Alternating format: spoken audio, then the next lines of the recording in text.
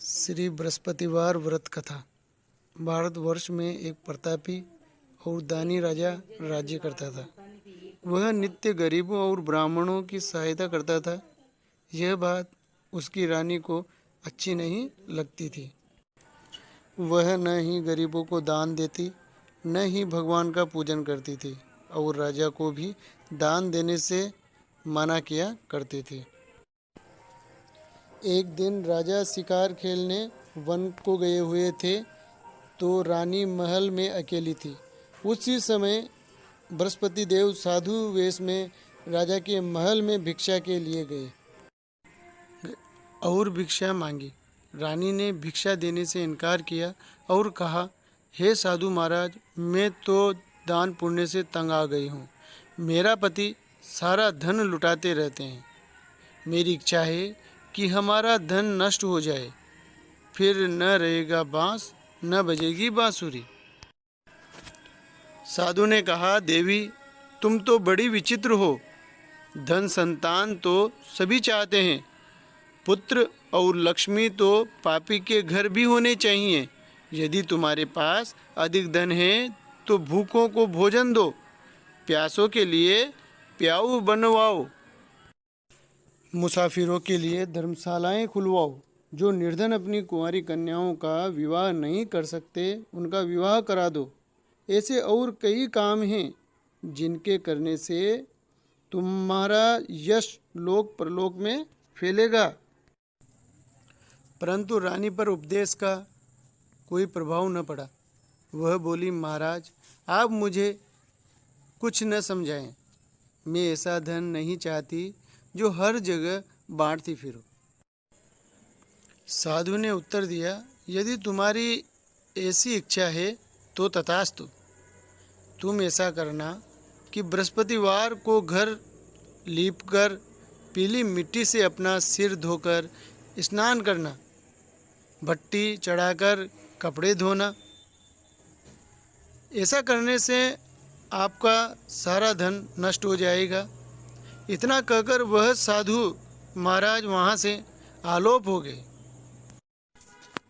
साधु के अनुसार कई बातों को पूरा करते हुए रानी को केवल 3 बृहस्पतिवार ही बीते थे कि उसकी समस्त धन संपत्ति नष्ट हो गई। भोजन के लिए राजा का परिवार तरसने लगा। तब एक दिन राजा ने रानी से बोला कि हे रानी, तुम यहीं रहो, मैं दूसरे देश को जाता हूँ, क्योंकि यहाँ पर सभी लोग मुझे जानते हैं, इसलिए मैं कोई छोटा कार्य नहीं कर सकता। ऐसा कहकर राजा प्रदेश चला गया। वहाँ वह जंगल से लकड़ी काट कर लाता और शहर में बेचता। इस तरह वह अपना जीवन व्यतीत करने लगा। इधर राजा के प्रदेश जाते ही रानी और दासी दुखी रहने लगे। एक बार जब रानी और दासी को 7 दिन तक बिना भोजन के रहना पड़ा, तो रानी ने अपनी दासी से कहा, हे दासी, पास ही के नगर में मेरी बहन रहती है। वह बड़ी धनवान है। तू उसके पास जा और कुछ ले आ, ताकि थोड़ी बहुत गुजर बसर हो जाए। दासी रानी की बहन के पास गई। उस दिन गुरुवार था और रानी की बहन उस समय बृहस्पतिवार व्रत की कथा सुन रही थी। दासी ने रानी की बहन को अपनी रानी का संदेश दिया, लेकिन रानी की बहन ने कोई उत्तर नहीं दिया। जब दासी को रानी की बहन से कोई उत्तर नहीं मिला, तो वह बहुत दुखी हुई और उसे क्रोध भी आया। दासी ने वापस आकर रानी को सारी बात बता दी। सुनकर रानी ने अपने भाग्य को कोसा। उधर रानी की बहन ने सोचा कि मेरी बहन की दासी आई थी, परंतु मैं उससे नहीं बोली, इससे वह बहुत दुखी हुई होगी। कथा सुनकर और पूजन समाप्त करके वह अपनी बहन के घर आई और कहने लगी, हे बहन, मैं बृहस्पतिवार का व्रत कर रही थी। तुम्हारी दासी मेरे घर आई थी, परंतु जब तक कथा होती है तब तक न तो उड़ते हैं और न ही बोलते हैं, इसलिए मैं नहीं बोली। कहो दासी, क्यों गई थी? रानी बोली, बहन, तुमसे क्या छुपाऊं, हमारे घर में खाने तक को अनाज नहीं था। ऐसा कहते कहते रानी की आंखें भर आई। उसने दासी समेत पिछले 7 दिनों से भूखे रहने तक की बात अपनी बहन को विस्तार पूर्वक सुना दी। रानी की बहन बोली, देखो बहन, भगवान बृहस्पति देव सबकी मनोकामना को पूर्ण करते हैं। देखो, शायद तुम्हारे घर में अनाज रखा हो। पहले तो रानी को विश्वास नहीं हुआ, पर बहन के आग्रह करने पर उसने अपनी दासी को अंदर भेजा, तो उसे सचमुच अनाज से भरा एक घड़ा मिल गया। यह देखकर दासी को बड़ी हैरानी हुई। दासी रानी से कहने लगी, हे रानी, जब हमको भोजन नहीं मिलता तो हम व्रत ही तो करते हैं, इसलिए क्यों न इनसे व्रत और कथा की विधि पूछ ली जाए, ताकि हम भी व्रत कर सकें। तब रानी ने अपनी बहन से बृहस्पतिवार व्रत के बारे में पूछा। उसकी बहन ने बताया, बृहस्पतिवार के व्रत में चने की दाल और मुनक्का से विष्णु भगवान का केले की जड़ में पूजन करें तथा दीपक जलाएं, व्रत कथा सुने और पीला भोजन ही करें। इससे बृहस्पति देव प्रसन्न होते हैं। व्रत और पूजन विधि बताकर रानी की बहन अपने घर को लौट गई। 7 दिन के बाद जब गुरुवार आया तो रानी और दासी ने व्रत रखा। गुड़साल में जाकर चना और गुड़ लेकर आई, फिर उससे केले की जड़ तथा विष्णु भगवान का पूजन किया। अब पीला भोजन कहाँ से आए, इस बात को लेकर दोनों बहुत दुखी थे। चूँकि उन्होंने व्रत रखा था, इसलिए बृहस्पति देव उनसे प्रसन्न थे। इसलिए वे एक साधारण व्यक्ति का रूप धारण कर 2 थालों में सुंदर पीला भोजन दासी को दे गए। भोजन पाकर दासी प्रसन्न हुई और फिर रानी के साथ मिलकर भोजन ग्रहण किया। उसके बाद वे सभी गुरुवार को व्रत और पूजन करने लगी। बृहस्पति देव भगवान की कृपा से उनके पास फिर से धन संपत्ति आ गई, परंतु रानी फिर से पहले की तरह आलस्य करने लगी। तब दासी बोली, देखो रानी, तुम पहले भी इस प्रकार आलस करती थी। तुम्हें धन रखने में कष्ट होता था, इसी कारण सभी धन नष्ट हो गया। और जब भगवान बृहस्पति की कृपा से धन मिला है तो तुम्हें फिर से आलस्य होता है। रानी को समझाते हुए दासी कहती है कि बड़ी मुसीबतों से के बाद हमने यह धन पाया है, इसलिए हमें दान पुण्य करना चाहिए, भूखे मनुष्यों को भोजन कराना चाहिए और धन को शुभ कार्यों में खर्च करना चाहिए, जिससे तुम्हारे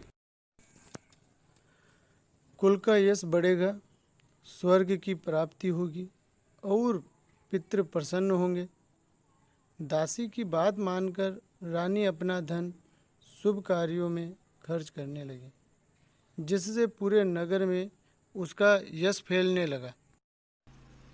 एक दिन राजा दुखी होकर जंगल में एक पेड़ के नीचे आसन जमाकर बैठ गया। वह अपनी दशा को याद करके व्याकुल होने लगा। बृहस्पतिवार का दिन था। एकाएक उसने देखा कि निर्जन वन में एक साधु प्रकट हुए। वह साधु वेश में स्वयं बृहस्पति देवता थे। लकड़हारे के सामने आकर बोले, हे लकड़हारे, इस सुनसान जंगल में तू चिंतामग्न क्यों बैठा है?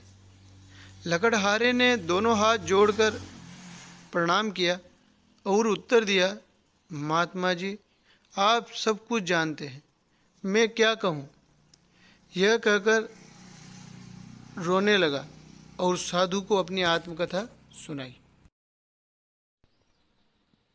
महात्मा जी ने कहा, तुम्हारी स्त्री ने बृहस्पतिवार के दिन बृहस्पति भगवान का निरादर किया है, जिसके कारण रुष्ट होकर उन्होंने तुम्हारी यह दशा कर दी। अब तुम चिंता को दूर करके मेरे कहने पर चलो तो तुम्हारे सब कष्ट दूर हो जाएंगे और भगवान पहले से भी अधिक संपत्ति देंगे। तुम बृहस्पति के दिन कथा किया करो। 2 पैसे के चने मुनक्का लाकर उसका प्रसाद बनाओ और शुद्ध जल से लोटे में शक्कर मिलाकर अमृत तैयार करो। कथा के पश्चात अपने सारे परिवार और सुनने वाले प्रेमियों में अमृत व प्रसाद बांटकर आप भी ग्रहण करो। ऐसा करने से भगवान तुम्हारी सब मनोकामनाएं पूरी करेंगे। साधु के ऐसे वचन सुनकर लकड़हारा बोला, हे प्रभु, मुझे लकड़ी बेचकर इतना पैसा नहीं मिलता जिससे भोजन के उपरांत कुछ बचा सकूं। मैंने रात्रि में अपनी स्त्री को व्याकुल देखा है। मेरे पास कुछ भी नहीं जिससे मैं उसकी खबर मंगा सकूं। साधु ने कहा, हे लकड़हारे, तुम किसी बात की चिंता मत करो। बृहस्पति के दिन तुम रोजाना की तरह लकड़ियां लेकर शहर को जाओ। तुमको रोज से दुगना धन प्राप्त होगा, जिससे तुम भली भांति भोजन कर लोगे तथा बृहस्पति देव की पूजा का सामान भी आ जाएगा। इतना कहकर साधु अंतर्ध्यान हो गए। धीरे धीरे समय व्यतीत होने पर फिर वही बृहस्पतिवार का दिन आया। लकड़हारा जंगल से लकड़ी काटकर किसी शहर में बेचने गया। उसे उस दिन और दिन से अधिक पैसा मिला। राजा ने चना, गुड़ आदि लाकर गुरुवार का व्रत किया। उस दिन से उसके सभी क्लेश दूर हुए। परंतु जब दोबारा गुरुवार का दिन आया तो बृहस्पतिवार का व्रत करना भूल गया। इस कारण बृहस्पति भगवान नाराज हो गए। उस दिन उस नगर के राजा ने विशाल यज्ञ का आयोजन किया तथा शहर में यह घोषणा करा दी कि कोई भी मनुष्य अपने घर में भोजन न बनावे, न आग जलावे। समस्त जनता मेरे यहाँ भोजन करने आवे। इस आज्ञा को जो न मानेगा उसे फांसी की सजा दी जाएगी। इस तरह की घोषणा संपूर्ण नगर में करवा दी गई। राजा की आज्ञा अनुसार शहर के सभी लोग भोजन करने गए, लेकिन लकड़हारा कुछ देर से पहुंचा। इसलिए राजा उसको अपने साथ घर लिवा ले गए और ले जाकर भोजन करा रहे थे तो रानी की दृष्टि उस खूंटी पर पड़ी जिस पर उसका हार लटका हुआ था। वह वहाँ पर दिखाई नहीं दिया। रानी ने निश्चय किया कि मेरा हार इस मनुष्य ने चुरा लिया है। उसी समय सिपाहियों को बुलाकर उसको कारागार में डलवा दिया। जब लकड़हारा कारागार में पड़ गया और बहुत दुखी होकर विचार करने लगा कि न जाने कौन से पूर्व जन्म के कर्म से मुझे यह दुख प्राप्त हुआ है, और उसी साधु को याद करने लगा जो कि जंगल में मिला था। उसी समय तत्काल बृहस्पति देव साधु के रूप में प्रकट हुए और उसकी दशा को देखकर कहने लगे, अरे मूर्ख, तूने बृहस्पति देव की कथा नहीं करी, इस कारण तुझे दुख प्राप्त हुआ है। अब चिंता मत कर, बृहस्पतिवार के दिन कारागार के दरवाजे पर 4 पैसे पड़े मिलेंगे, उनसे तू बृहस्पति देव की पूजा करना, तेरे सभी कष्ट दूर हो जाएंगे। बृहस्पति के दिन उसे 4 पैसे मिले। लकड़हारे ने कथा कही।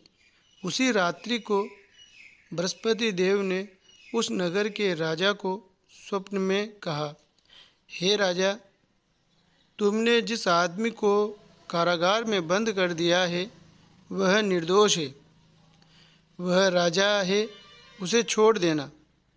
रानी का हार उसी खूंटी पर लटका है, अगर तू ऐसा नहीं करेगा तो मैं तेरे राज्य को नष्ट कर दूंगा। इस तरह रात्रि के स्वप्न को देखकर राजा प्रातःकाल उठा और खूंटी पर हार देखकर लकड़हारे को बुलाकर क्षमा मांगी तथा लकड़हारे को योग्य सुंदर वस्त्र आभूषण देकर विदा कर दिया। बृहस्पति देव की आज्ञा अनुसार लकड़हारा अपने नगर को चल दिया। राजा जब अपने नगर के निकट पहुंचा तो उसे बड़ा आश्चर्य हुआ। नगर में पहले से अधिक बाग, तालाब, कुएं तथा बहुत सी धर्मशाला, मंदिर आदि बन गई है। राजा ने पूछा, यह किसका बाग और धर्मशाला है? तब नगर के सब लोग कहने लगे, यह सब रानी और बांदी के हैं। तो राजा को आश्चर्य हुआ और गुस्सा भी आया। जब रानी ने यह खबर सुनी कि राजा आ रहे हैं तो उन्होंने बांदी से कहा कि हे दासी, देख, राजा हमको कितनी बुरी हालत में छोड़ गए थे। हमारी ऐसी हालत देखकर वह लौट न जाएं, इसलिए तू दरवाजे पर खड़ी हो जा। आज्ञा अनुसार दासी दरवाजे पर खड़ी हो गई।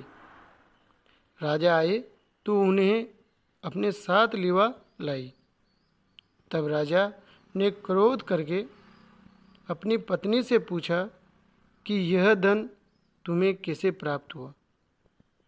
तब उन्होंने कहा, हमें यह सब धन बृहस्पति देव के इस व्रत के प्रभाव से प्राप्त हुआ है। राजा ने निश्चय किया कि 7 रोज बाद तो सभी बृहस्पति देव का पूजन करते हैं, परंतु मैं प्रतिदिन दिन में 3 बार कहानी तथा रोज व्रत किया करूँगा। अब हर समय राजा के दुपट्टे में चने की दाल बंधी रहती तथा दिन में 3 बार कहानी कहता। एक रोज राजा ने विचार किया कि चलो अपनी बहन के यहाँ हो आवें। इस तरह निश्चित कर राजा घोड़े पर सवार हो अपनी बहन के यहाँ को चलने लगा। मार्ग में उसने देखा कि कुछ आदमी एक मुर्दे को लिए जा रहे हैं। उन्हें रोककर राजा कहने लगा, अरे भाइयों, मेरे बृहस्पति देव की कथा सुन लो। वे बोले, लो, हमारा तो आदमी मर गया है, इसको अपनी कथा की पड़ी है। परंतु कुछ आदमी बोले, अच्छा कहो, हम तुम्हारी कथा भी सुनेंगे। राजा ने दाल निकाली और जब कथा आदि हुई थी कि मुर्दा हिलने लग गया, और जब कथा समाप्त हो गई तो राम राम करके मनुष्य उठकर खड़ा हो गया। आगे मार्ग में उसे एक किसान खेत में हल चलाता मिला। राजा ने उसे देख और उससे बोले, अरे भैया, तुम मेरी बृहस्पतिवार की कथा सुन लो। किसान बोला, जब तक मैं तेरी कथा सुनूंगा तब तक 4 हरैया जोत लूँगा। जा अपनी कथा किसी और को सुनाना। इस तरह राजा आगे चलने लगा। राजा के हटते ही बैल पछाड़ खाकर गिर गए तथा किसान के पेट में बड़ी जोर का दर्द होने लगा। उस समय उसकी माँ रोटी लेकर आई। उसने जब यह देखा तो अपने पुत्र से सब हाल पूछा और बेटे ने सभी हाल कह दिया। तो बुढ़िया दौड़ी दौड़ी उस घुड़सवार के पास गई और उससे बोली कि मैं तेरी कथा सुनूंगी। तू अपनी कथा मेरे खेत पर चलकर ही कहना। राजा ने बुढ़िया के खेत पर जाकर कथा कही, जिसके सुनते ही वह बैल उठ खड़ा हुआ तथा किसान के पेट का दर्द भी बंद हो गया। राजा अपनी बहन के घर पहुंचा। बहन ने भाई की खूब मेहमानी की। दूसरे रोज प्रातःकाल राजा जगा तो वह देखने लगा कि सब लोग भोजन कर रहे हैं। राजा ने अपनी बहन से कहा, ऐसा कोई मनुष्य है जिसने भोजन नहीं किया हो? मेरी बृहस्पतिवार की कथा सुन ले। बहन बोली, हे भैया, यह देश ऐसा ही है कि पहले यहाँ लोग भोजन करते हैं, बाद में अन्य काम करते हैं। अगर कोई पड़ोस में हो तो देख आऊं।